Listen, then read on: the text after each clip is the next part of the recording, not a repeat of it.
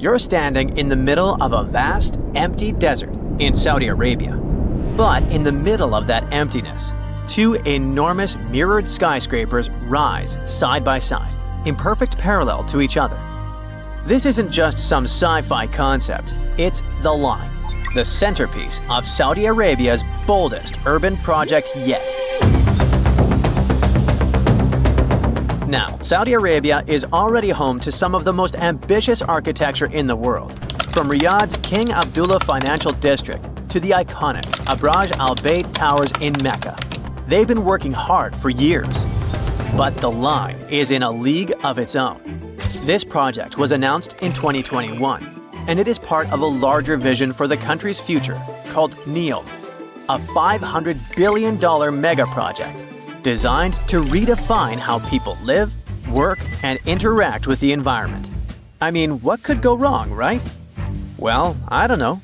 But Nadmi Al Nasser, the longtime chief executive of the ambitious project, has recently departed. Suspicious. Even more so because NEOM's statement issued soon after did not give any plausible reason for his departure. Then, the Line project itself was originally expected to cost around $200 billion. But by 2024, that number had skyrocketed to a mind-blowing $2 trillion. That's about twice Saudi Arabia's entire GDP.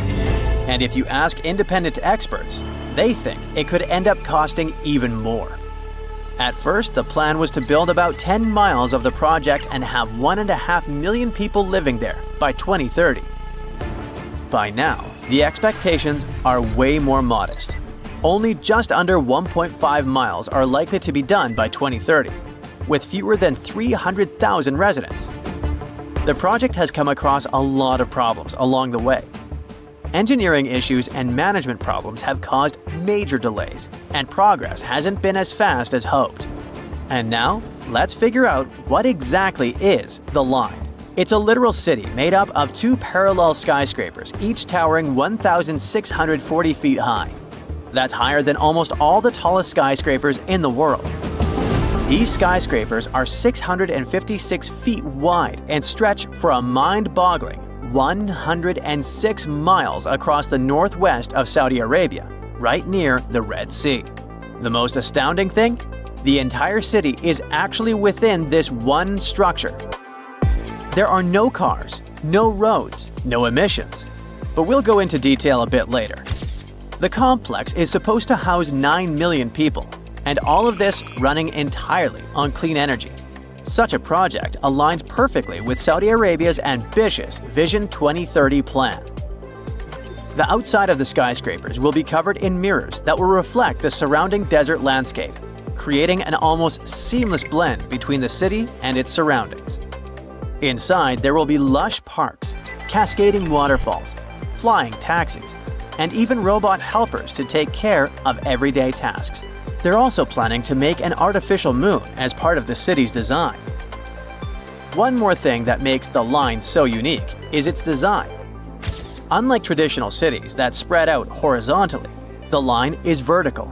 Everything, homes, offices, parks, schools, shopping centers, are stacked on top of each other in layers. This means that residents won't need to travel long distances to get what they need.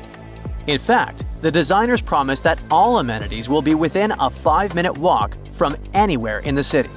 And while it's compact in width, the city's vertically layered structure means it can comfortably fit all 9 million residents, while leaving plenty of room for parks, natural spaces, and modern conveniences. There's even a plan for year-round climate control, keeping both indoor and outdoor spaces at comfortable temperatures, no matter how harsh the desert weather gets. Of course, even with everything close by, people will still need to get around the city. Worry not, the Line has it covered in the most futuristic way possible. It features a high-speed train system that will travel from one end of the city to the other in just 20 minutes. That's 106 miles in 20 minutes with only 4 stops along the way. Imagine being able to get anywhere in the city faster than you could drive across town in most places today. Besides the train, the Line will also have autonomous vehicles. Those will be cars and shuttles driving themselves with the help of advanced technology. They will handle everything from parking to going around obstacles. Even cooler, in the line, every car, train, and any other piece of infrastructure will be connected in a huge network called the Internet of Things. Sensors and real-time data will allow traffic to flow smoothly, preventing delays and reducing congestion. They first spoke about the NEOM project in 2017. Besides the line, NEOM is supposed to include an octagon-shaped floating industrial city and a posh mountain ski resort. There, Saudi Arabia will host the Asian Winter Games in 2029. Plus, there will be the world's largest green energy plant, which will make the region self-sufficient and sustainable. The goal of NEOM is to attract people from around the world, not just to visit, but to live there. Residents will even be given their own identity, Neomians. Not everyone thinks this construction is a good idea. Some urban planners and architects have pointed out pretty big flaws in the city's straight-line layout. You see, in a regular city like Johannesburg, which covers way more ground than the line, two random people are usually only about 20 miles apart. But in the line, the average distance between two random people would be 35 miles. That's almost double, even though the line's overall area is way smaller. This setup could make it harder for people to connect socially and might be a pain to navigate, even with a high-speed train zipping through it. Now, they promise that every resident will have everything they need within a 5-minute walk, but there are doubts too. People wonder if living in a super compact, stacked-up design might end up feeling claustrophobic or even too much to handle. As for the whole mirrored exterior idea, it looks pretty cool in renderings. But there's an opinion it could actually mess with the environment. Reflecting all that sunlight in a desert might disturb local wildlife or create unexpected heat issues. The line's high-tech features sound amazing, but they come with their own set of headaches. The city is supposed to run on the Internet of Things tech and autonomous vehicles. Sounds awesome, right? But how are they going to pull that off for a 106-mile-long city? For things to run smoothly, every piece of tech, cars, trains, infrastructure, needs to be perfectly in sync, sharing tons of real-time data. If there's even a tiny glitch, it could throw a wrench into daily life for millions of people. Then there's that high-speed train. It does sound like a dream, but actually building and keeping it running in the middle of a desert is not so easy. The heat, shifting sands, and wear and tear on the tracks could cause big delays and rack up costs pretty quickly. People around the world are questioning if the line is even doable. The first inhabitants were supposed to start living there by 2030, but there are reports about scaling the project back, so that deadline feels like a big stretch. There's also a sustainability issue. The line is supposed to have zero emissions and 100% clean energy. But building something so massive is bound to take tons of resources. With all these challenges, Saudi Arabia is looking into new ways to fund the line and figure out which parts of their Vision 2030 projects to prioritize. An insider has recently said that some projects might go ahead as planned, while others could be delayed or scaled down. This lines up with what Ali Shahabi, who's on NEOM's advisory board, has said. He admitted that the Vision 2030 goals were always meant to be super ambitious. Like, almost too ambitious. But he argued that even if they only pull off part of it in time, it'll still be a big deal. How much do you know about Saudi Arabia? Here's a fun fact. Saudi Arabia is actually bigger than Mexico. And yet, 85% of the whole population lives in these two regions. This is like 20% of the total area. Hope you're hooked because it only gets more interesting. So, Saudi Arabia is located in the furthermost part of southwestern Asia, on this piece of land between Africa and Eurasia, which is called the Arabian Peninsula. You will find the country fast because it is the biggest one out there. In fact, Saudi Arabia is actually the 13th largest country in the world if we talk about the area. It's about the same size as Greenland. Wait, what? They don't look similar in size at all. Well, remember that the map is a projection of the globe. The scale of projections on different latitudes isn't the same. Closer to the equator, they are smaller. Closer to the north, the scale gets larger. So the flat map is quite distorted, so you shouldn't trust your eyes too much. Let's look at the globe and find these countries. Here is Greenland. And this is Saudi Arabia. Now they almost look the same. The Arabian Peninsula is a desert region, so most of that area is real desert. And since Saudi Arabia takes most of the peninsula, it has a lot of deserts too. 95% of the country's territory is a desert or semi-desert. Rub al Khali, the largest continuous sand desert in the world, is located in the country. By continuous, I mean there is nothing but eternal sands there, and it is truly huge. It's bigger than the Netherlands, Belgium, and France combined. And sand dunes can reach the height of a 60-story building. Yet, it's really hot and humid out there, and there are no natural water sources. There are, of course, seas around the country, but it's seawater. So, Saudi Arabia has to desalinate the water from the sea before it can be consumed. The country gets tons of water from abroad, but a gallon of water is still more costly there than a gallon of oil. So if you ever take a trip, stock up on the liquid of life. You will never guess what else the country imports from abroad. Sand! Yes, being a desert and having sand in abundance, Saudi Arabia still has to buy sand from Australia for construction and glass production. Turns out, desert sand is unstable and not suitable for that kind of business. At the same time, the country has something valuable: oil. At first, Saudi Arabia was a poor desert state. Then, in 1938, oil was discovered, and everything changed. Today, it has more oil than any other country and is the largest oil and fuel exporter in the world. Yet, you can imagine that harsh weather and climate conditions made people choose places for their settlements wisely. The reason why most of the population lives in a small area is because everything else is a big hot desert with no water. Here are the country's 7 biggest cities. Dammam is located right here on the shore of the Persian Gulf. This city has the largest airport in the world, the King Fahd Airport. It's 5 times bigger than the world's 2nd largest airport. Let's move to the west. Riyadh is the capital and also the most populated city. The word Riyadh means the garden. This probably reflects how the city was back in the day, an oasis in the middle of the desert. Now it's a huge megapolis with skyscrapers, and it has grown this big and tall in less than a century. Now let's move southwest and travel along the other densely populated area.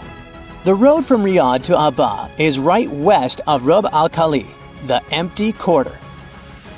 That largest continuous desert I told you about. That area isn't inhabited and isn't even fully explored. Yet beneath its sands, there are big reserves of petroleum. So maybe at some point, even the desert won't be a mystery anymore. Now we reach Aba. This name means perfume, and it's a true oasis in the desert. It's green. There are many flowers and landscapes that are breathtaking. It's the city of arts, cultures, and coffee. The city hosts an annual summer festival and is known for its unique cuisine and traditional folk arts. Dancing, painting, pottery, and wood carving. If Riyadh is all about business, Aba stands for culture. Now let's move north along the Red Sea shore. We'll see 3 cities, one next to another: Taif, Mecca, and Jeddah. Jeddah is the 2nd most populated city in the country, and soon it will make history. Right now, the Jeddah Tower is under construction there. This tower is planned to be 3,281 feet tall. This will make the tower the largest building in the world, surpassing the Burj Khalifa. The construction started in 2013 and then was put on hold for 5 years. In 2023, the construction was resumed. Jeddah also has the tallest fountain in the world, the King Fahd's Fountain. It shoots water as high as a 20-story building. Remember that the country has problems with fresh water? So of course they don't use that precious liquid. Instead, the fountain gets the water from the Red Sea, which means that the water in it is salt water. Mecca is the holiest city in the country. It's home to the world's largest mosque and many other sacred places. During religious holidays, the number of people in the city more than doubles. The road from Mecca to our next destination, Taif, is captivating by itself. It goes through mountain ranges and deep valleys, fruit markets, and rose farms. Taif is a mountainous city, usually covered in clouds. They give the city a much desired shade and some coolness. So you can imagine that it's a very popular tourist destination, especially in the summer, because it's one of the few places in the country with tolerable weather. Taif is unofficially called the summer capital of Saudi Arabia. It is also called the City of Roses. About 300 million roses are grown in the city every year. Once harvested, they're used to produce the world's most expensive rose oil. We have a few more big cities on the list, and we keep going north. The next stop is Medina. It's another sacred city with a rich history, and it's home to the largest mosque in the world. Not every visitor will get to see the city center because non-Muslims aren't allowed there. The outskirts are good too. Medina is the center of agriculture and is mostly known for its date palm trees. They have about 300 varieties of those. Let's grab a few and move northwest to the last city of our tour, Tabuk. It's an ancient city dating back thousands of years. That's why you can find ancient petroglyphs in various places. But it's not the only thing the city has to offer. Actually, Tabuk has it all. Ancient landmarks, gorgeous rocky landscapes, beautiful beaches by the Red Sea, many festivals with diverse cuisine and traditional Saudi Arabian music. Even better, the region is fertile and it's great for cultivating crops. In Tabuk, they grow citrus fruits, dates, and olives. Just a few words about the landmarks.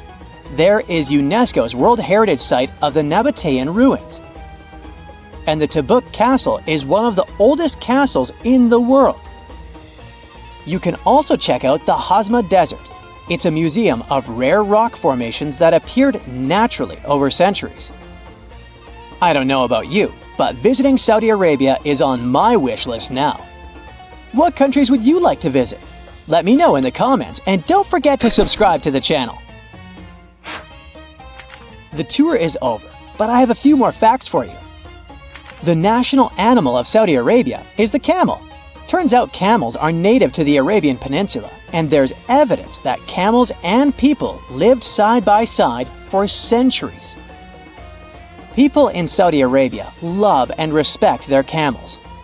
And on smaller roads, they're used as a form of transportation. There are even beauty contests for camels, and enthusiasts say that a beautiful camel stands out right away. And now, that's a wrap on Saudi Arabia. See ya! Imagine that everything built by humans now outweighs everything else living on the planet, including humans, animals, fungi, plants, and even microorganisms. And what if it won't be long until we have no room left, and we'll need to move to Mars and take what we can with us? The world leaders have turned to Frederick Salazar, the extraordinary problem solver with this predicament. They inform him that it's essential to measure the total weight, also called anthropogenic mass, if we want to take what we can from Earth to Mars. Although Frederick is the right man for the job to manage the situation, he knows he will need someone reliable. The person he has in mind is Annie Supernova. The daring explorer gifted with the superpower to lift the heaviest things is known for her deeds throughout Earth. Once, she quickly lifted the heaviest tower in the world, Burj Khalifa, and moved a pyramid of Khufu. Annie Supernova is driven with an adventurous spirit. No task is too large, no path too long. She is not one to be afraid to get her hands dirty, and those hands will get pretty messy when she calculates the total weight of the objects that humans have built. It will be a difficult task, but Annie has a game plan to examine materials used for buildings: concrete, bricks, and metals. She needs to consider which buildings to take to Mars and what will remain. Annie will need to venture deep into different areas around the world. Some locations are tough to access and may be dangerous. Well, the mission is on. New York. Annie is rushing through the busy metropolis. She quickly lifts the Empire State Building. Confused people wonder what Annie is up to as she quickly notes down the total weight of 365,000 tons. On her way, she also picks up a couple of skyscrapers, each of them being about 222,500 tons. She estimates the total weight of NYC is 3 billion tons in total. Well, she can move this city. She puts the buildings back and quickly runs to the airport. Annie flies towards Japan. Parachuting down, she stops at Tokyo Tower. Amongst the crowd of people, she quickly lifts it up to measure it, weighing 4,000 tons. As the onlookers are confused with Annie's actions, she quickly drives to a nearby fairground, which turns out to be abandoned. Annie arrives at a forest with high walls of vines. The vegetation makes it difficult to record the size. It's Nara Dreamland, closed for many years. Great roller coasters stand motionless, with vegetation growing in every part of the park, taking advantage of the still-standing structures of rides and old buildings. The foliage has made homes to birds and small animals. It doesn't appear as though any human has ventured this way for a very long time compared to when it was at its peak with 1.7 million visitors per year. It's now become a haven for nature. She takes a mass indicator to measure its total weight. She has an idea that all the materials can be reused or demolished to unload the Earth from the unused mass. She calls her robot friend, the Leveler, who appears in no time, recycles all the materials, and saves the Earth from several thousands of tons. Annie takes notes and heads to Paris. Dodging the croissants and baguettes, Annie quickly weighs the Eiffel Tower. Built with solid wrought iron, it weighs a total of 10,000 tons. Annie wipes the sweat from her brow and moves on. Annie collects her things and takes a submarine to England. She arrives at the southern coast. From there, she discovers the Moncel sea forts, standing quietly alone with nothing but the surrounding sea. Lonesome, they sit in the water, the walls falling apart with seabirds' nests resting in the crooks and crannies of the buildings. It seems as though they were close to falling over. The legs beneath the waves stand firm. Seaweed and small crustaceans live peacefully, attracting small fishes that many birds above feed on. Although these structures were decommissioned in the 1950s, they were later used for pirate radio stations, providing free music. The seagulls now continue to deliver music instead with their amazing songs. Annie takes the notes with her mass indicator of this cast area. From here, Annie takes a refreshing swim in the Mediterranean Sea to Egypt to weigh the largest of the three pyramids, the Great Pyramid, the largest, weighing 5,750,000 tons, made from a mixture of limestone, basalt, granite, and mortar. Annie does some yoga to stretch her muscles after such a challenging exercise and takes her time to the following location. Annie gathers her warm weather clothing as she takes a trip to the Arctic in northern Russia. There, she finds an old weather station. Buildings make the only significant sights in this lonely area, surrounded by snow as far as the eye can see. Amongst the buildings, polar bears have moved into the houses as if they were built for them. The bears sit on the porch and look out into the distance through the windows. Annie laughs as they look as though they were impersonating humans living in their stead. Houses of 1,000 square feet or less fall into the small homes category. They have an average weight of around 50,000 to 100,000 pounds. Bears can stay there as they naturally took them over. Later, Annie heads to a warmer climate, finding herself in China along the Great Wall. She has to carefully pick up independent sections of this massive structure that covers a total of 5,500 miles. Altogether, the Great Wall weighs a whopping 58 million tons. Exhausted, Annie gathers her scuba diving gear to go for a relaxing swim towards Vanuatu. Here in Vanuatu, she dives underwater in a place called $1 Million Point, where people dumped many cars, trucks, and other vehicles in the late 1940s. Annie dives underwater and experiences the breathtaking beauty of the submerged mountain of metal machinery, laying silently in the depths of the water. Annie records the assortment of old vehicles, amazed because she notices that they have naturally created an artificial reef. Barnacles, corals, oysters, and algae have all attached themselves to the steel mechanisms, feeding off the minerals and growing into forests of underwater vegetation. Each vehicle creates an independent biosphere. She wants to call the leveler, but doesn't, as she sees hundreds of fish have made their home throughout the pile of discarded objects. The fish have found themselves shelter and the provided benefit of an unlimited buffet of vegetation. It's time to make her way back to headquarters and report to Frederick. She takes her time on her way back. As she flies over China, she sees 50 abandoned cities altogether. And on her way through the USA, she finds over 3,000 abandoned towns and, through some off-road locations, takes account of abandoned hotels, lighthouses, monuments, churches, castles, and all other types of structures in various shapes and sizes. Once again, noticing a different element throughout each one, that nature is abundant in the absence of humans. Annie finally arrives at the headquarters of Frederick's office, exhausted. Frederick greets Annie together with her friend Leveler, who just joined them. The boss awaits the final report. Annie shows her presentation. As per her assessment and calculations, the total weight of what humans have created on Earth is about 1,154 gigatons. It is in direct opposition to the dry weight of all life on Earth, called global biomass. In about 20 years, it is expected that the world will be covered in only anthropogenic mass. She presents what she had witnessed with the famous sites and abandoned structures.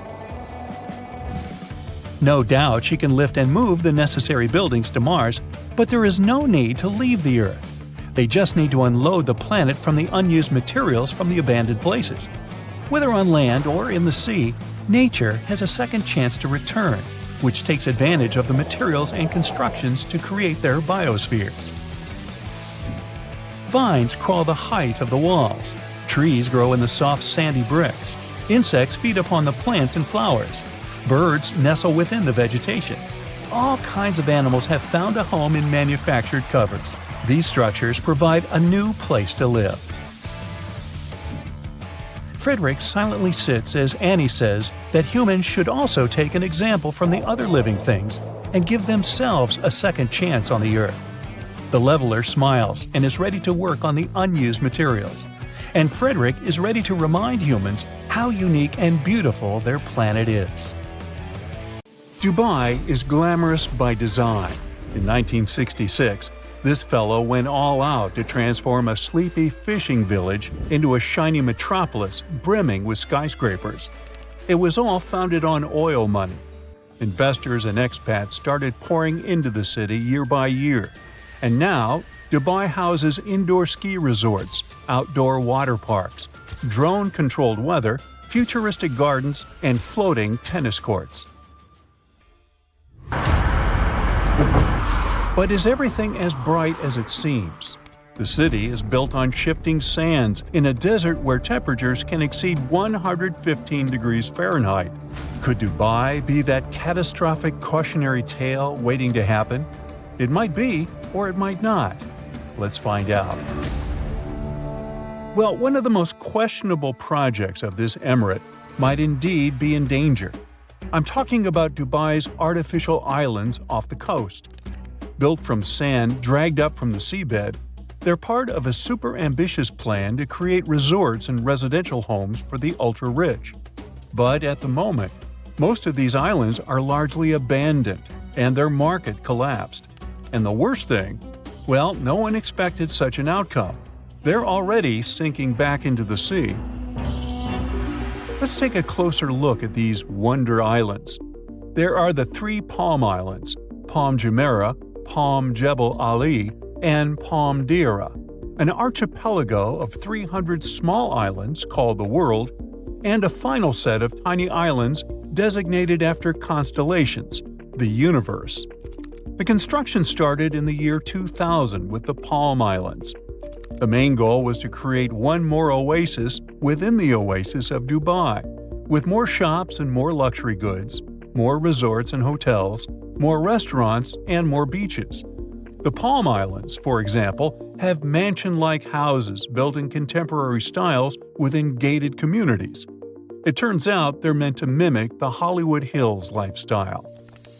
At the moment, Palm Jumeirah is the most developed one out of all of them and has functioning businesses, homes, and hotels. The other 2 Palm Islands are reported to be rather underdeveloped, if not desolate.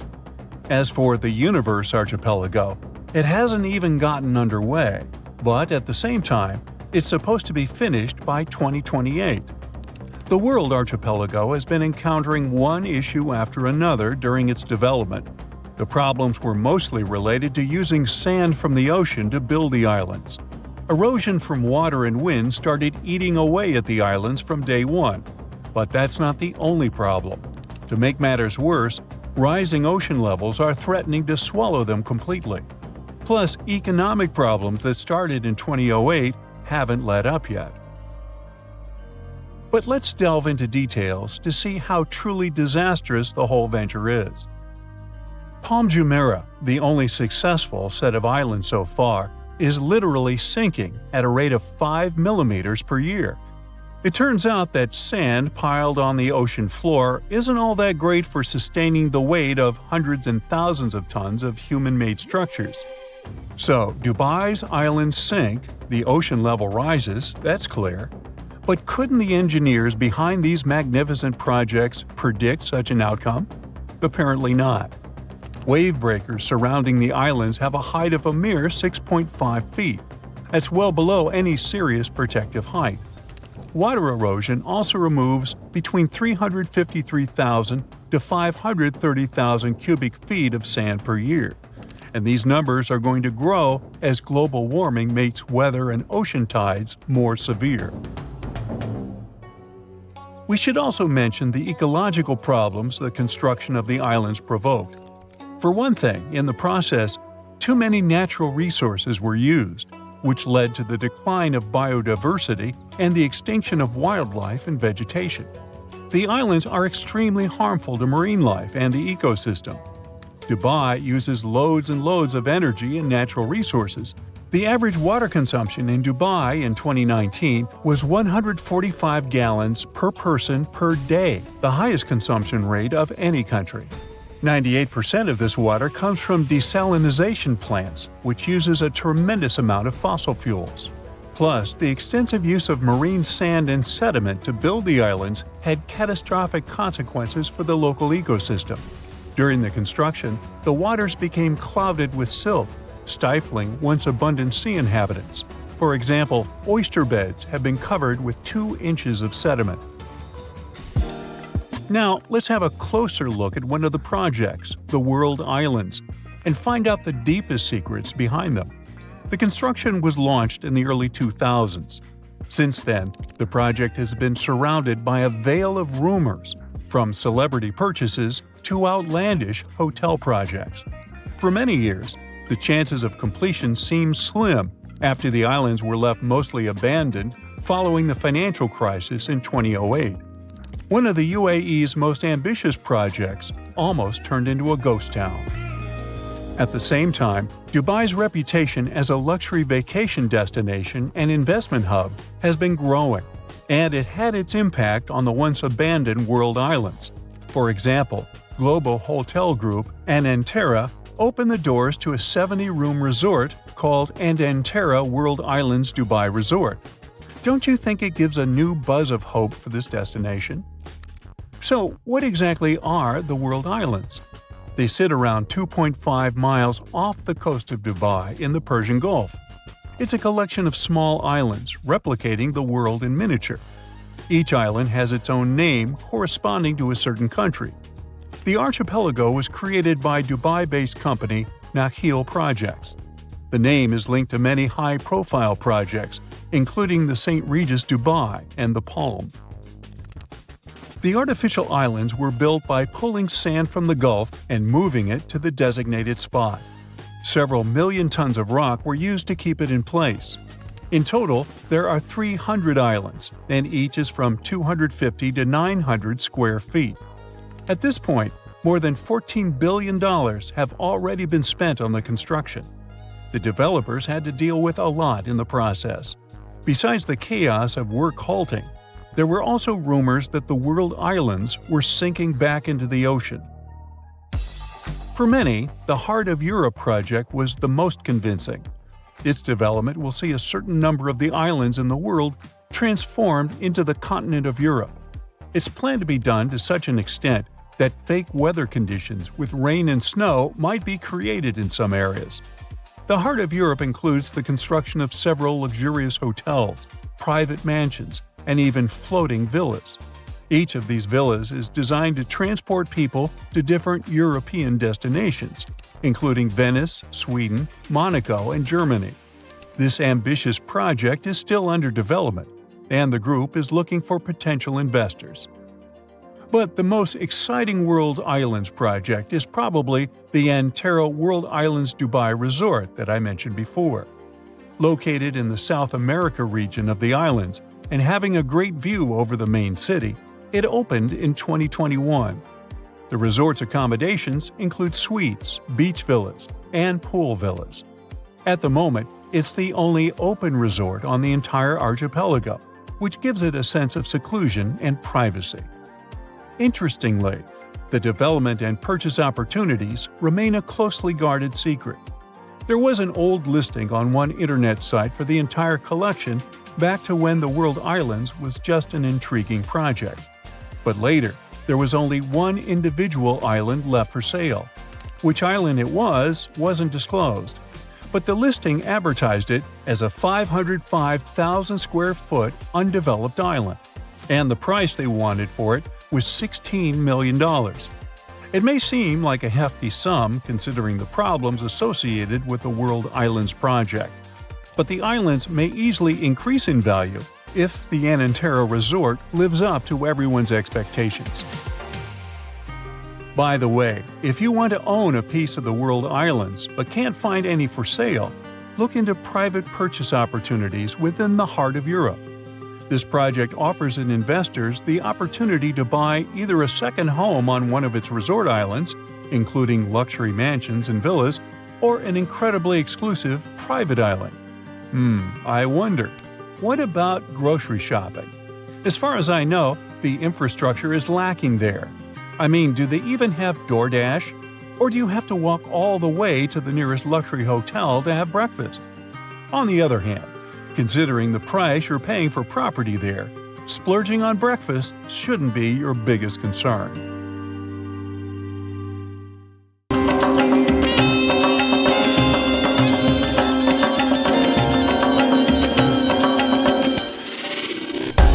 This is the Burj Khalifa. It's the tallest building in the world. It has 163 floors, and it's twice as tall as the Empire State Building, and 3 times taller than the Eiffel Tower.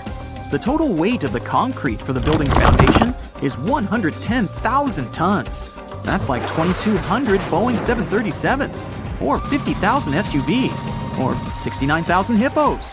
It took 22 million human hours to build. That means that if you were to build Burj Khalifa by yourself, it would take you about 2,500 years to do it. And now, Imagine that huge thing slowly sinking into the sand until even its spire is underground. Skyscrapers are usually built on solid ground. Take a skyscraper in New York and dig a little deeper under it. There's always some kind of rock foundation to support the weight of the building. But if you dig a hole in Dubai, you'll only find sand. In theory, the whole city should have sunk in the sand, but it's still there. The main reason the Burj Khalifa stands firm is that the sand for the building's foundation was brought from Australia. Wait, but Dubai is built in a desert. There are billions of tons of sand there. Well, that's right, but the problem is its shape. There are lots of dust storms there. The wind picks up sand grains. They rub against one another, get polished, and gradually turn into microscopic balls. This makes the sand doughy, almost like snow. And if you squeeze a handful of such sand, there will be a lot of air between these balls. That's because they don't cling to one another tightly. But usually, sand grains are shaped like diamonds. If you squeeze such sand in your hand, the grains will press against one another like puzzle pieces. This way, they can withstand intense pressure. So, engineers imported millions of tons of sand to Dubai to create a strong base for the foundation of the building. The second thing about this type of sand is friction. The less smooth it is, the harder it is for you to slide on it. The building will literally cling to the sand with its foundation. Now, let's sneak a peek underneath the Burj Khalifa. First, the engineers drilled 192 holes, each about 164 feet deep. That's 3 times the length of a New York City subway car. Then, these holes were filled with concrete and about 39,000 tons of steel rebars to reinforce the structure. These are called piles. Concrete resists compression well enough, but it doesn't fare well when it gets twisted or bent. Luckily, steel rebars are great at dampening those forces. The sand around the piles is tight against the concrete. The friction between the sand and the piles keeps them from falling deeper. It's like sticking your hand in the sand at the beach. It can easily go down a dozen inches, but then the friction will stop it. When the piles were ready, it was time to create the base of the building, something like a concrete pillow. It's shaped like a flower with 3 petals, but this is not only for beauty, it's also for reliability. When you step on doughy snow with your feet, you fall all the way down to more solid ground. But if you wear snowshoes, you can walk on the snow surface. This is because your weight is distributed over the snowshoe area. The shape of the base of the Burj Khalifa has the same function. It distributes the construction's weight evenly so that the building doesn't sink into the sand. When the base was ready, workers began constructing the building itself. Whoa, it really swings a bit. Don't worry, it's done on purpose so that the skyscraper doesn't collapse. If you make the construction too stiff and don't let it swing, at one point, a strong gust of wind can just break it at the very base, and it will fall. So all skyscrapers are made a bit flexible. When the wind blows, the skyscraper tilts a little. This puts a lot of force on one side of the building's foundation, but concrete tends to shrink slightly, which dampens that force. Then the concrete decompresses and returns back to normal. When the wind is especially strong, the spire of the Burj Khalifa can sway 6.5 feet. The architects have come up with an even crazier idea for Dubai: a spinning building. It'll be an ordinary skyscraper, but each floor will rotate 360 degrees. Engineers are planning to install a rigid rod inside the skyscraper. It'll hold the entire weight of the construction on itself. Then each floor of the building will be attached to that rod, and the inhabitants of each floor will be able to choose the direction and speed of rotation. So, building on sand is actually quite reliable and simple. It was much harder to build skyscrapers in Manhattan. There's hard rock that can support a skyscraper there, but it lies 10 stories deep underground. So, engineers came up with a solution. These are wells. First, a concrete ring is placed on the ground. Workers start digging a hole right underneath it. They remove soft soil, and the concrete ring begins to sink under its own weight. The builders then put another ring on top of it and continue digging. One by one, the rings go lower and lower. A small crane helps to lift the soil to the surface. It's essentially a vertical tunnel that leads to nowhere. When the well reaches the rock hidden underneath the soil, the builders climb back to the top. The well is then filled with concrete. It looks like a giant pile. A dozen of these powerful piles can support a large skyscraper. But it's much harder to create a building foundation in a seismically active zone. That means a place where earthquakes frequently happen. The method of protection against them is simple. Like with high winds, you need to make the building flexible. Let's look at the foundation of such a construction. Good old piles hold the enormous weight of the skyscraper, but the concrete pad of the building itself stands on huge springs. During an earthquake, the ground shakes and moves from side to side, but the springs dampen and compensate for the movement, so the building stays in place. Also, engineers surround buildings in earthquake zones with concrete circles underground. So, here's a skyscraper with its foundation. Here's one ring around it, and here's another.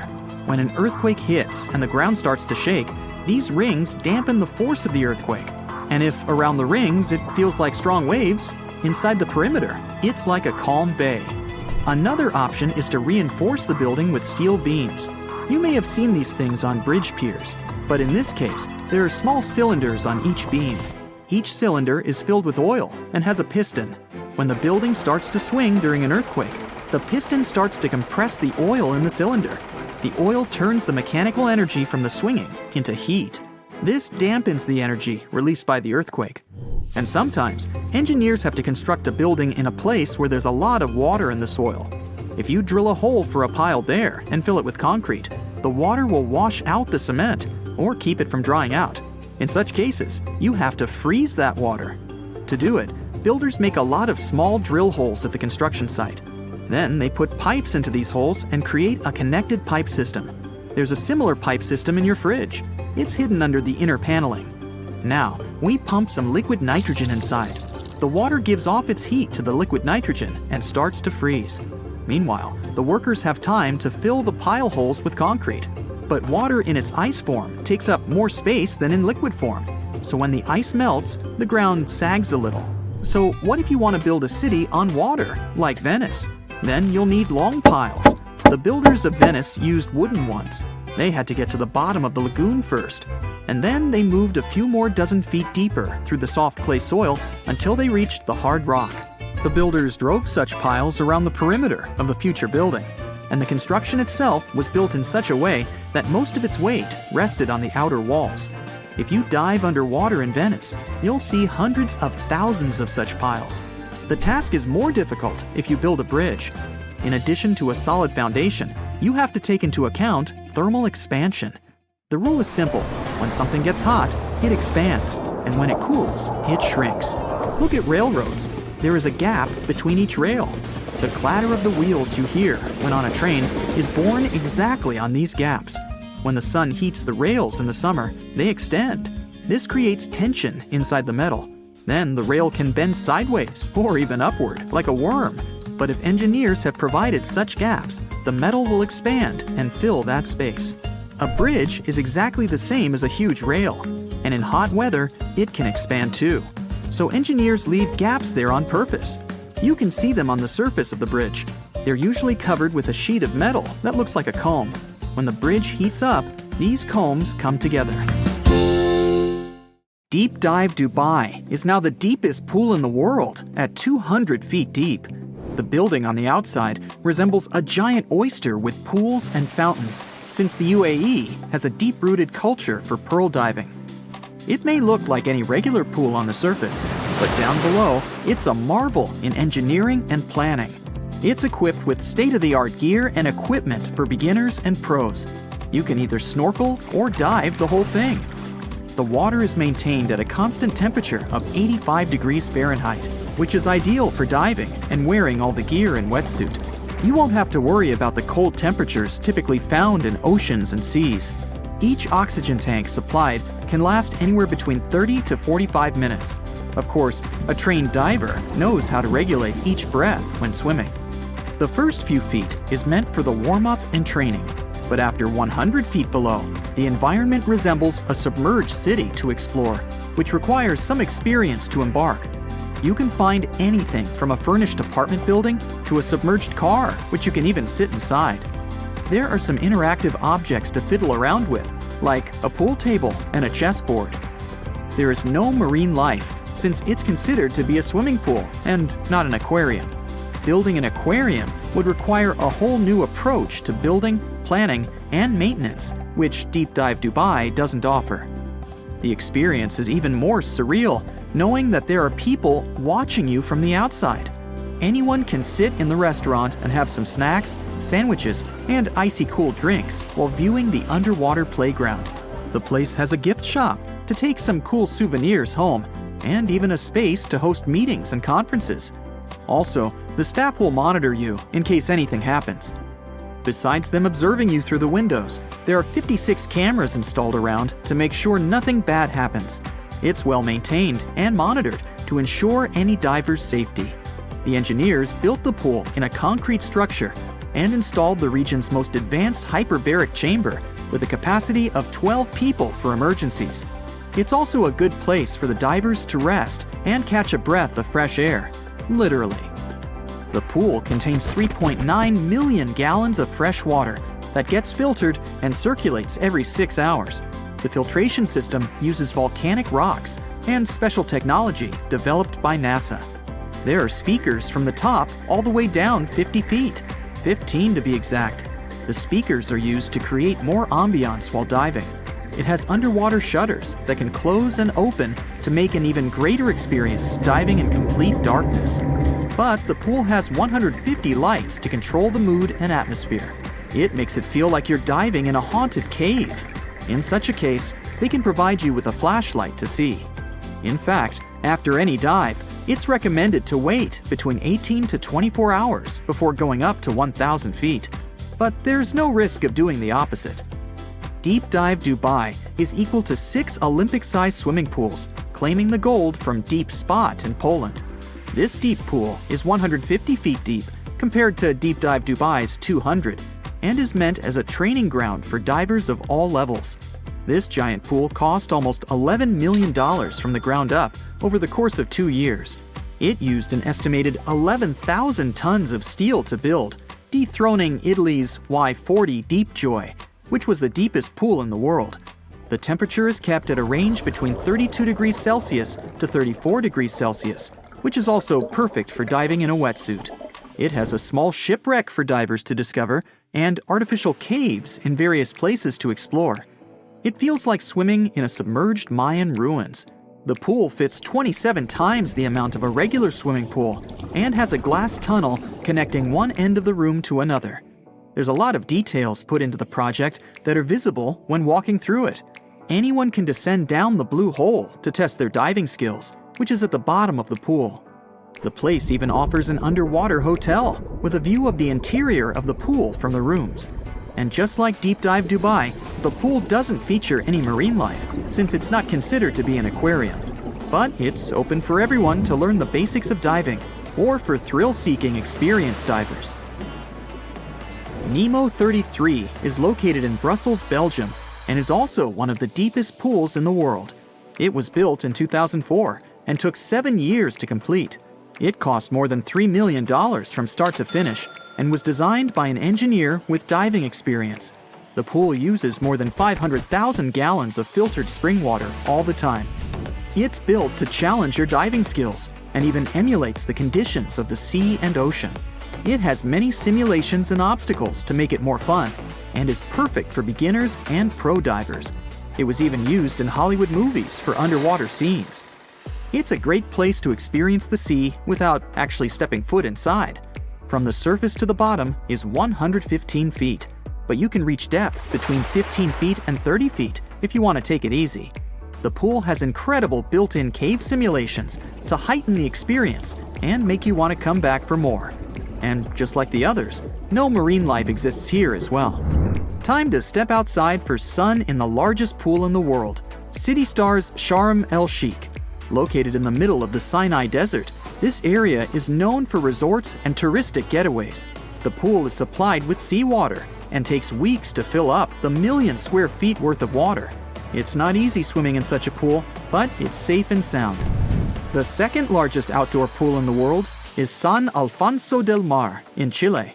It's around 60 miles away from Santiago in a town called Algarrobo, which is a bustling tourist area.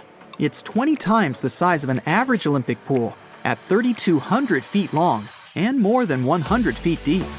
The pool uses water from the Pacific Ocean and is constantly being pumped, filtered, and cleansed. 66 million gallons to be exact, for a volume of 860,000 square feet. The engineers that designed this pool utilized pulses and ultrasonic filtration to keep the salt water purified.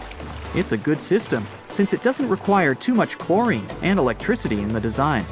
The pool is so big, you can literally sail from one side to another on a small sailboat or canoe. And once you anchor up, you can go to an actual sandy beach where you can enjoy the natural waves and the palm trees. Cenote is one of the most unique bodies of water that acts as a natural pool. Located in the Yucatan Peninsula of Mexico, this place was historically important to the Mayans back then, but is now one of the most popular natural pools in the world. It was formed by a collapsing cave and created a 200-foot wide hole that's 115 feet deep. The water is crystal clear and is perfect for relaxing and escaping the crowd of a typical pool. You can either jump in and dive into the water, or you can descend down the ladder that's been carved into the limestone wall. I'll take the former, please. The enchanted river in the Mindanao Island in the Philippines is mysterious, yet charming, since no one knows about the creation of it. The color of the river stands out among all other rivers, ranging from aquamarine blue in the shallow regions to dark blue in the deeper ends. But in most cases, you can see the bottom of the river since the water is so clear. The river itself isn't that big to begin with and is close to the ocean. Some locals believe that this river is a home for spirits and some areas are forbidden to swim in. But either way, this mesmerizing place is somewhere everyone should take a dip in. New Zealand is a hidden gem in terms of size and climate. It's like the Clark Kent of countries, bigger than you think and with some serious superpowers. Let's take a closer look at the map. You see those two islands? They may have simple names, but they're actually giants in disguise. The North Island and South Island are the 14th and 12th largest islands in the world. Who would have thought New Zealand was hiding such big secrets? And speaking of size, New Zealand is even bigger than the UK. That's right, it takes the 75th place on the chart of countries by area. Bonus, the climate is still perfect for any human out there. No dry season, warm summers, and mild winters. It's like the country was designed by Goldilocks herself. With all those perks, you'd think millions of people would be flocking to New Zealand. Like the UK is cool, and there is a lot of people, about 68 million people. And in New Zealand, which is also cool, just slightly above 5 million. Wait, hold on a sec. Let me double check. Seems like I've lost a zero somewhere. Nope, I was right. There are 5.2 million people living in New Zealand. Hold up a minute. How on earth is this even possible? New Zealanders got it all. The perfect setting, the ideal weather, and they can even crash in a hobbit hole if that's their thing. And the craziest part is they can use hobbit money to actually pay. I kid you not. New Zealand is the only country in the world that can legally use hobbit coins as currency. These coins feature characters like Bilbo Baggins and Gandalf and are totally legit. Although, let's be real, their face value won't get you very far.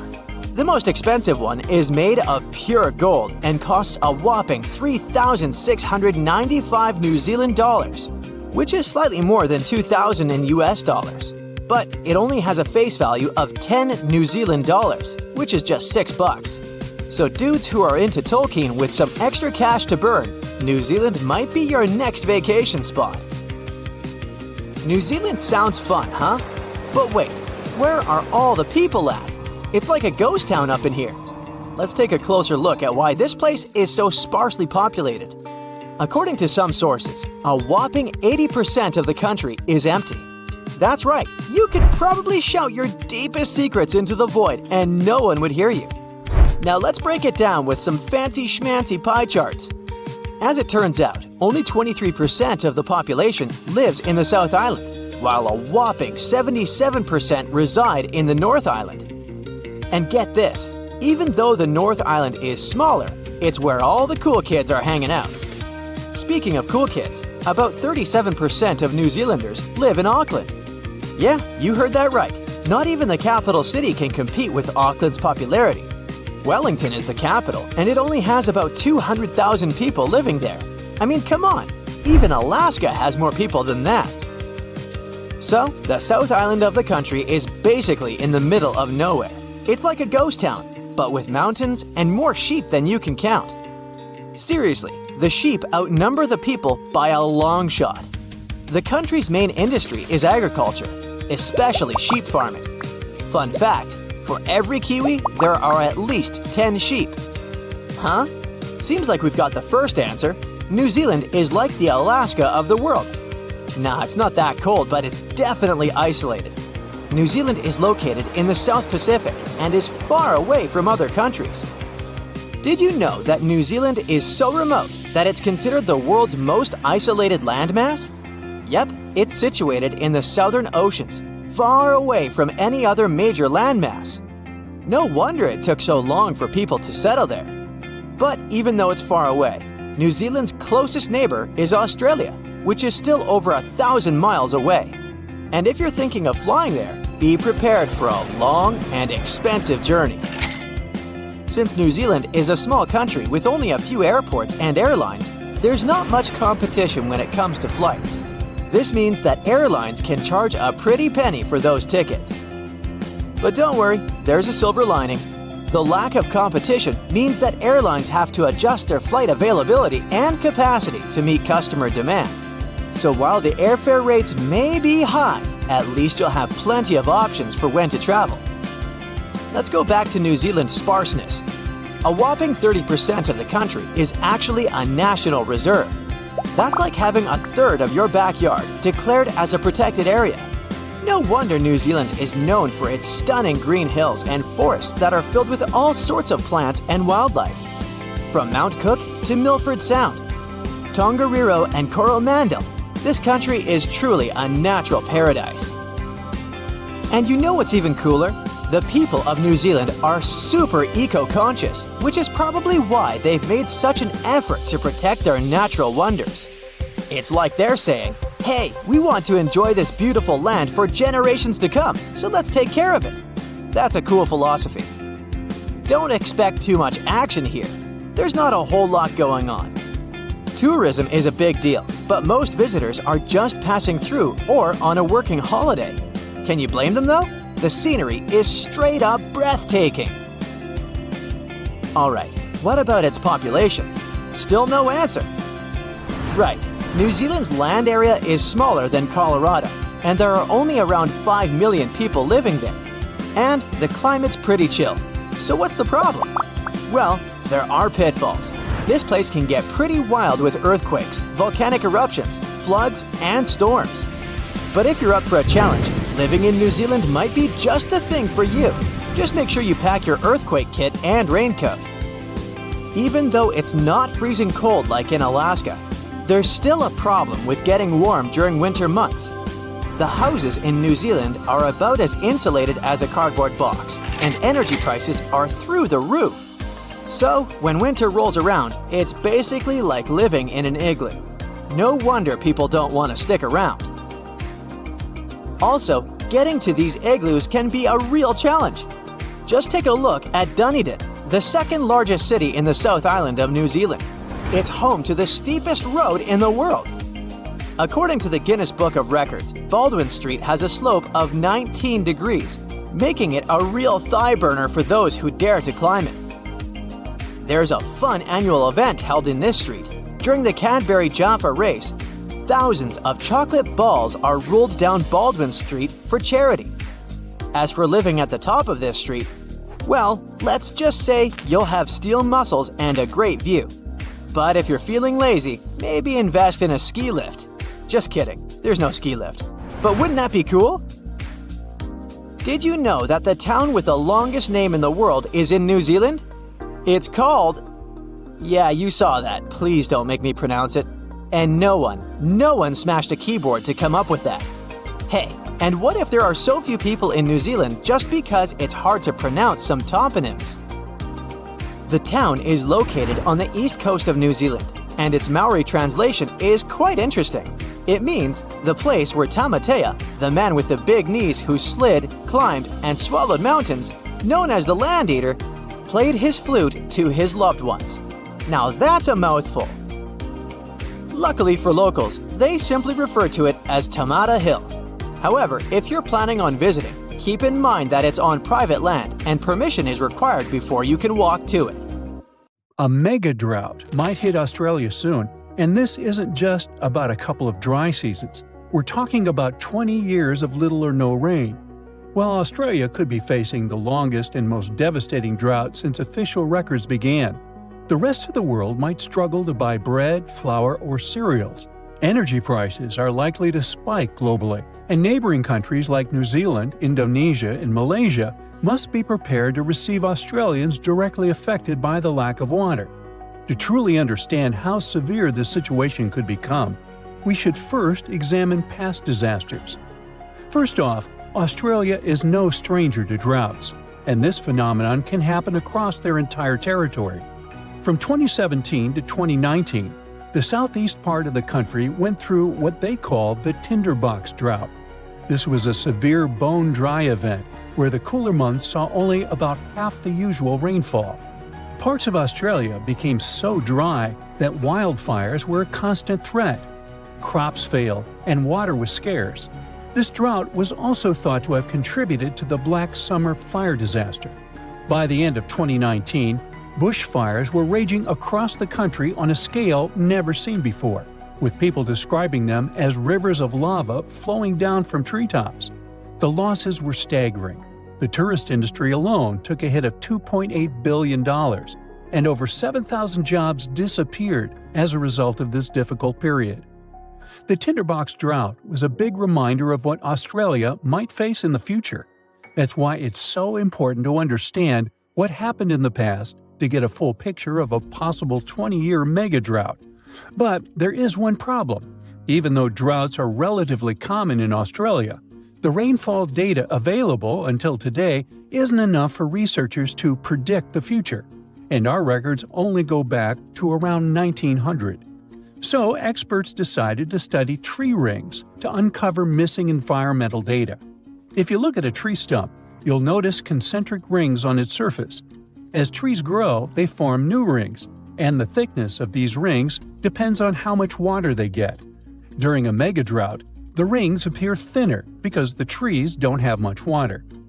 Unfortunately, these natural records usually only go back a few hundred years, and it only tells us about specific local conditions, not the situation across all of Australia.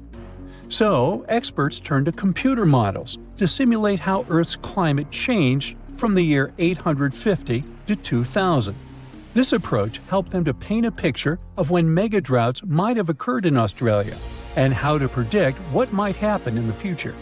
But what they were really interested in was whether the human factor might be making this scenario worse over the years and if we are somehow intensifying these dry periods. So, are we to blame for these megadroughts?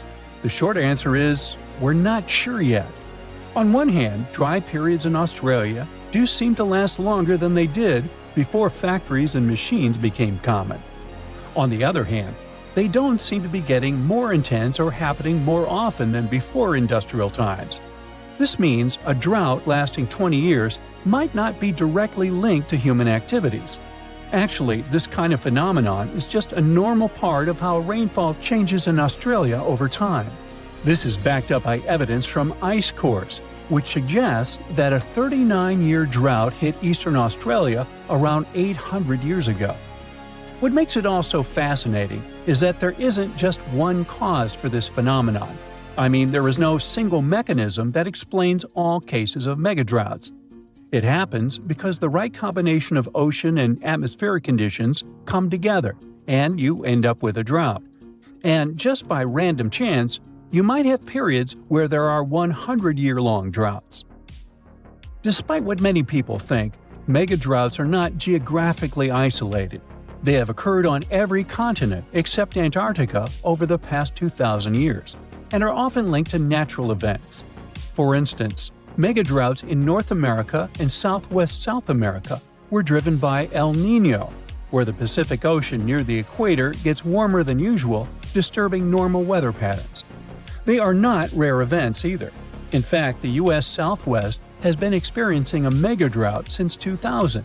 It's being considered the driest period in 1,200 years for the region. Major reservoirs like Lake Mead and Lake Powell are at low levels. Heat waves are hitting cities like Phoenix and Las Vegas harder than ever, and wildfires are happening more frequently as the land gets drier. Now, let's think about the future.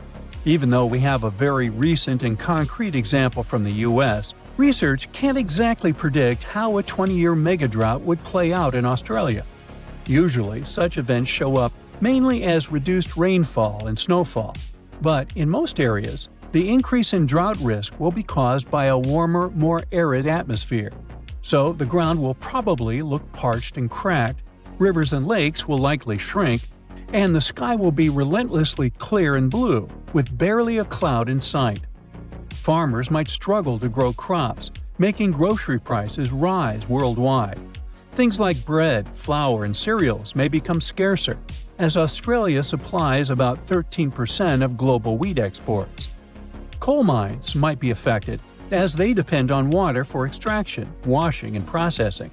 That might drive up power costs for industries around the world, which could be passed on to consumers, impacting global growth and inflation. As cities might face water shortages, Australians will likely find new ways to conserve every drop or maybe move to New Zealand or Southeast Asia. Now, you're probably thinking, when is this big event going to happen? Honestly, it's really hard to predict exactly. Megadroughts can happen every 150 to 1,000 years, but experts think Australia should be ready for one to happen in the next 10 years or so. And this possibly should be taken seriously. This phenomenon has been known to contribute to the collapse of entire civilizations. Take the Akkadians of Mesopotamia, who built the world's first empire more than 4,000 years ago. Studies of moisture at the ruins of Akkadian cities suggest that they experienced a massive drought lasting 300 years, and this may have led to their collapse. A similar thing happened to the Assyrian Empire, which existed over 2,700 years ago, in what is now northern Iraq. For years, it was a real mystery why they left their capital of Nineveh and never returned. But recent studies of a stalagmite in the Kunaba cave revealed that the rise and fall of the empire coincided with a wet period followed by a 125-year-long mega-drought. Because they were very dependent on seasonal rain for agriculture, this dry period made their life much harder. Even though experts now believe they probably left because of the dryness, the question of where they went is still a mystery.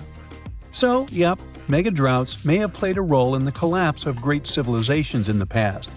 But on the positive side, we've come a long way since then, and recent climate technologies can help us prepare for events like this.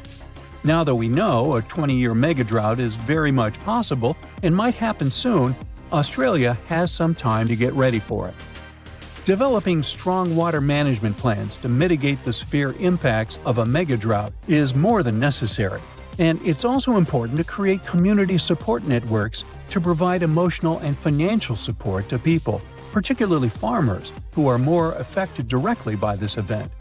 If initiatives like these emerge in the coming years, those 20 years of drought could be less intense than most people might expect. The world's largest fence spans over 3,100 miles from Queensland to South Australia. If stretched out, it could easily connect London to New York. And if you'd walk next to it, you'd need 6 months to complete the journey. It wasn't built to safeguard the Australian border. Why would it, since Aussies are just surrounded by water? It wasn't meant to protect some important building either. Its purpose is to keep some animal species away from each other. It was back in the late 1800s when Australians started building parts of this fence. They wanted to create a barrier separating the lively, bustling part of the country where cities like Melbourne and Sydney thrive from the harsh, dry outback. They used wooden posts dug deep into the ground, linked up with wire mesh standing about 6 feet tall. Some parts of the fence even have a second electrically charged layer. To make sure this fence did its job, they added some red and white lights to help guard things even at night. A team of over 20 people work full-time to keep things in check here. And every year, local authorities chip in around $750,000 to keep the construction in shape. Why all this trouble? The main reason was dingoes. These gingery, wolf-like creatures are Australia's largest carnivore mammals, and they're also apex predators. They were causing a lot of trouble to local farmers, especially in southern Queensland, where they often go after sheep. For the most part, the fence has been doing its job okay, but it's not foolproof. Some dingoes still manage to sneak through.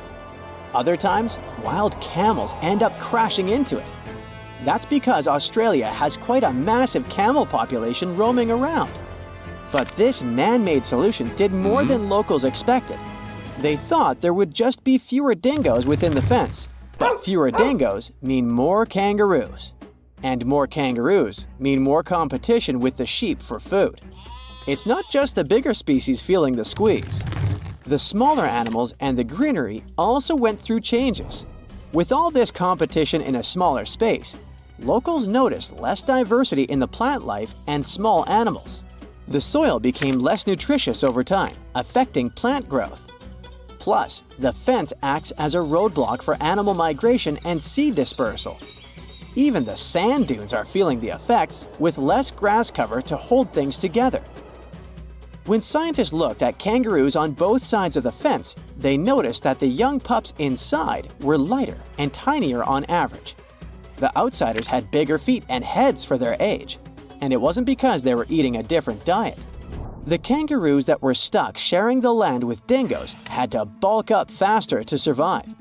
On the flip side, those inside the fence took it slower because they weren't under the same type of pressure. These had to compete with a lot of other creatures for food, so a bigger size wasn't a priority anymore. Researchers are still not sure if this difference is a quick fix or a long-term gene adaptation. What about domesticating dingoes? Wouldn't that help? Many think dingoes were once pets in Australia, but it's not known for sure. These days, they're pretty wild, just like wolves, hyenas, or coyotes. Most of them don't need packs to survive and are solitary hunters with sharp instincts built in. So taming them isn't going to be easy. Still, taking down the construction is not an option for now. Australians are so strict when it comes to making sure dingoes are kept away that they even put laws in place for people who mess up with the fence. Leaving a crossing gate open can put people behind bars for up to 3 months. Damaging the fence can cost people 6 months' worth of their freedom. It wasn't the first time Australians thought a fence could help with animal issues. Before they needed it for dingoes, they experienced a serious bunny invasion. Cute as they are, rabbits were damaging the land used for farming, so locals thought of a 3-part fence. The first one stretched all the way from Ravensthorpe in the south to Pardue Station on the Pilbara coast. It was over 1,100 miles long, making it the longest unbroken fence globally at the time. All these bunny problems could have been traced back to a man named Thomas Austin. Back in 1859, when he first came to the land down under, he thought it would be a good idea to release a few rabbits into the wild, thinking it would add a bit of charm to the place. But since rabbits aren't native to Australia, they didn't have any natural predators at the time. They're also pretty adaptive creatures, needing just some grass for feeding. They reproduce at astonishing speeds too. A mama rabbit can have 4 litters a year, with as many as 5 bunnies each. Pretty soon, their numbers boomed. By the late 1880s, the bunnies had caused so much damage that local authorities came up with a proposal. They'd offer the equivalent of almost $2 million today to anyone who could come up with a solution to this long-eared problem. Nobody claimed the prize, but a commission did gather a bit over a decade later and came up with the fence idea. Maintaining those fences was complicated. They had inspectors keeping an eye, with each one responsible for a stretch about 500 miles long. There were also these boundary riders patrolling smaller sections, using bikes at first, then switching to camels or using camels to haul buggies. They even tried using cars at one point, but they couldn't handle the rough terrain and constantly had punctured tires. In terms of its effectiveness, well, By 1902, rabbits were already hanging out on the wrong side of the fence. That's why, 4 years later, they put up another one.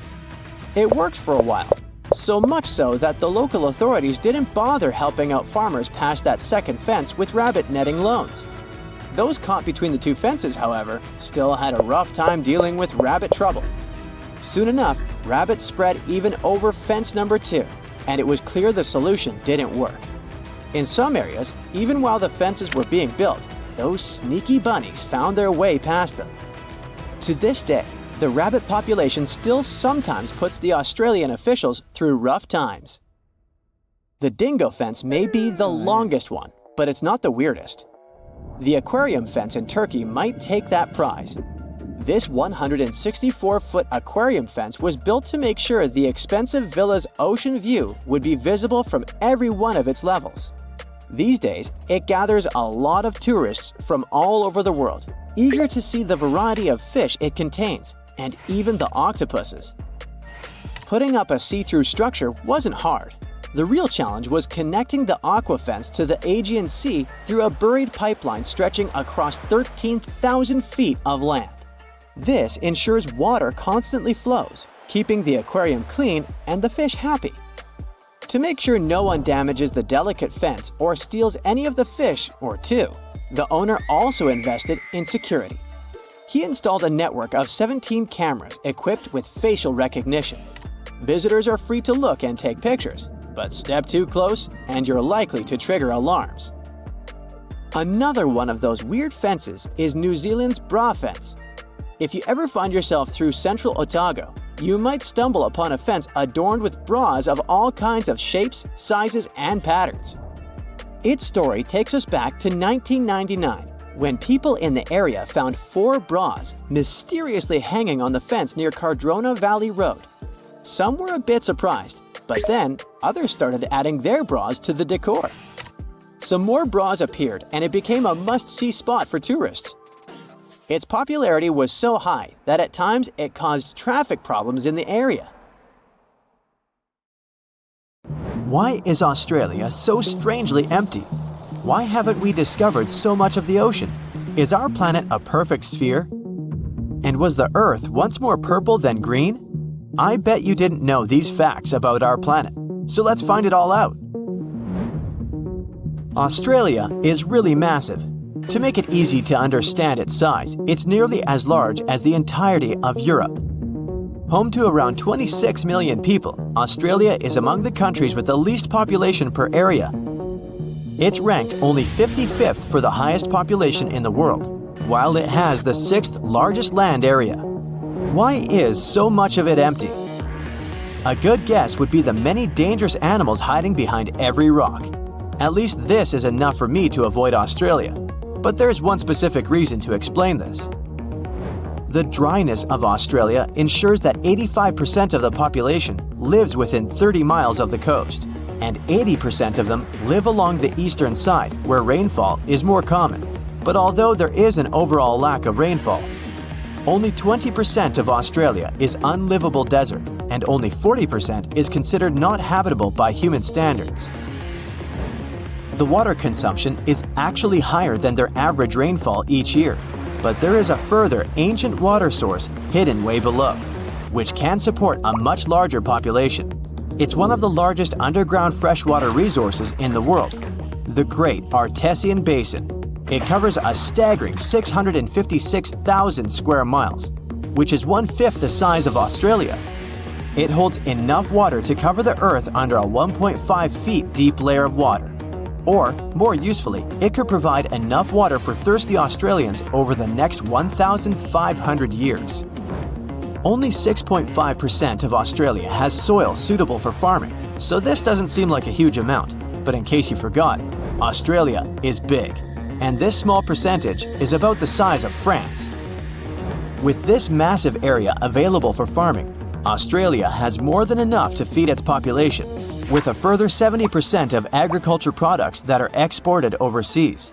So, with plenty of land, food, and water, why are the population figures so low? A very slow migration process is the reason. First, only people from the United Kingdom lived there, Then they opened their borders to other Europeans, and this restriction remained in place until 1973. You would think almost 200 years would be enough time for a lot of people to migrate, but Australia was just so far away. The risk of traveling such a long way and the cost of the journey meant that people from Europe prefer the shorter and cheaper options to migrate elsewhere, like Canada or the USA. For the past 2,000 years, people have understood that Earth is round. But did you know that it's not a perfect sphere? Through the wobbly rotation of Earth, our planet constantly changes its size, very slowly of course. The North and South poles are surprisingly flat. Earth is pretty much like a ball being squished.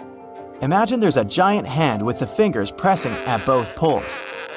Because of this pressure, the equator pushes a little outwards. Along with an uneven gravitational field, Earth has loads of gravity glitches, some positive and others negative, creating an uneven, rocky, and bumpy surface. Some places on Earth have more gravity than others. If you weighed yourself along the equator, you would weigh 0.5% less than at the poles. Not a whole lot, and definitely not worth the trip to change your weight. If you were to measure the length from the center of the Earth towards the furthest point of Earth, you would be shocked that Mount Everest isn't at the end of it. Instead, it's along the equator, which is the pushed-out part.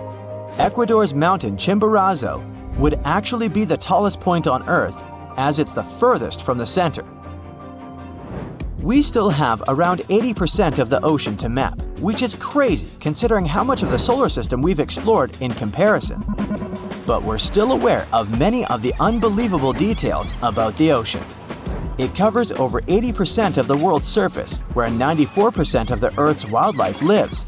And from some of the life in it, up to 80% of the world's oxygen is produced mainly from plankton, algae, and bacteria. One of the most famous, already mapped places is the Mariana Trench. It's the deepest point on Earth, as low as almost 7 miles deep. That's a huge 5 times the length of the Grand Canyon and deeper than Mount Everest is tall. It's also home to one of the most ancient seabeds on Earth, casually laying low for about 180 million years. The pressure at the bottom is over 1,000 bars, but although this is 1,000 times more than normal pressure, life still flourishes here. Throughout the ocean, there is an estimated over 3 million shipwrecks lying in the murky depths. Countless artifacts sit there untouched, and there could be more than all the world's museums. The mid-ocean ridge is the longest in the world, reaching 40,000 miles. That's almost 10 times the size of the Andes, the longest mountain range on land. The sun is the reason behind the blue and aqua colors of the ocean. This color isn't from the reflection of the sky, though they are both blue for the same reason. The surface of our planet receives white light from the sun, and it absorbs the orange, red, and yellow light stronger. It doesn't absorb the blue light so much, so it returns to how we see it. Of course, this only occurs based on how pure the water is. If the water is full of mud or algae, they scatter the light and overpower the water's natural blueness. There are many factors that determine what color we see on our planet. Could you believe that the Earth was green before? Instead, it was purple. Chlorophyll in our atmosphere absorbs mainly blue and red wavelengths from the sun and reflects the green ones to what we see our planet as today. Long ago, ancient microbes called retinol dominated the Earth instead of chlorophyll. They absorbed green light and reflected red and violet light. Those microbes had a simpler structure, so they were easier to produce in the low oxygen environment of the early Earth. They provided our planet with a purplish color instead of green. But chlorophyll is more efficient, and as the Earth was developing, it eventually took over. Imagine that billions of years ago, faraway observers could see our home as a small purple dot. I wonder if we could have also been purple. Probably not. The biggest tree on Earth is a giant sequoia named General Sherman. It stands over 280 feet, almost reaching the height of a 26-story building. They believe it to be 2,700 years old, with a circumference of 1,000 inches. Its weight is a staggering 1,800 tons. That's heavy, but it isn't the heaviest living thing on Earth. In Utah, a huge grove of trees called pando works like a single colony of trees. The massive root system connects all of them together with up to 47,000 stems. It weighs up to 6,000 tons and is 80,000 years old. It makes it the oldest living thing known to humans. Now, what about the biggest area of one being? Off the coast of Western Australia, a seaweed grows to an unthinkable size. The Poseidon's ribbon weed has been growing for 4,500 years, spreading underground clone shoots. It's all connected and shares the same DNA with most of its shoots. It covers a massive 77 square miles, the same size as 28,000 soccer fields, or the size of Nebraska. And it won't stop there either, as it continues to grow by 2 feet each year. It's hard to even picture the scale of these enormous beings. Now, just imagine if they were all purple.